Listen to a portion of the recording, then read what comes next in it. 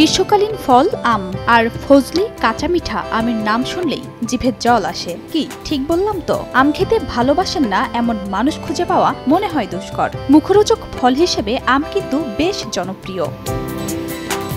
স্বাদ, গন্ধ বা পুষ্টি কোনোটাতেই কমতি নেই সুস্বাদু ফল আমের। পাকা আম যেমন সুস্বাদু রসালো মিষ্টি, ঠিক তেমনি কাঁচা আমও বেশ মজাদার।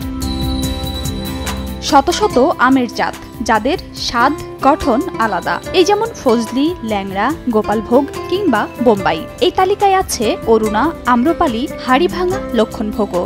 অঞ্চলভেদে ভিন্ন ভিন্ন সময়ে গাছে মুকুল আসে এবং গাছ থেকে পরিপক্ক পাকা আমও নামানো হয় ভিন্ন ভিন্ন সময়ে। আমের কথা বললেই প্রথমেই আপনার চোখ যাবে রাজশাহী, চাঁপাইনবাবগঞ্জ কিংবা নওগাঁয়। ইতোমধ্যে দেশের বিভিন্ন জায়গায় গাছ থেকে পাকা আম নামানোর প্রস্তুতি গ্রহণ করেছেন বাগান মালিক ও চাষিরা। চলুন এক নজরে জেনে নিই কোন আম নামছে কবে।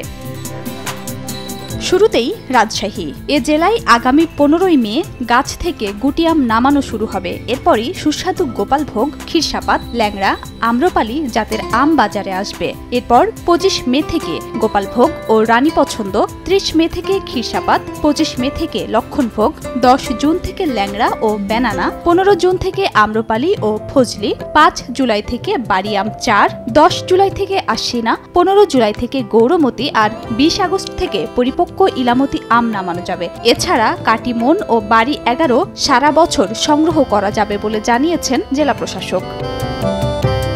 নওগাঁ জেলায় আম সংগ্রহের তারিখও ইতোমধ্যে নির্ধারণ করা হয়েছে। গুটি বা স্থানীয় আম 22 মে, গোপালভোগ 30 মে, ক্ষীরসাপাত, হিমসাগর 2 জুন, নাগফজলি 5 জুন, ল্যাংড়া, হাড়িভাঙা 10 জুন, ফজলি 25 জুন, আম্রপালি 20 জুন, আশ্বিনা, বাড়ি 4, গৌরমতি, কাটিমন 10 জুলাই গাছ থেকে নামাতে পারবেন চাষিরা।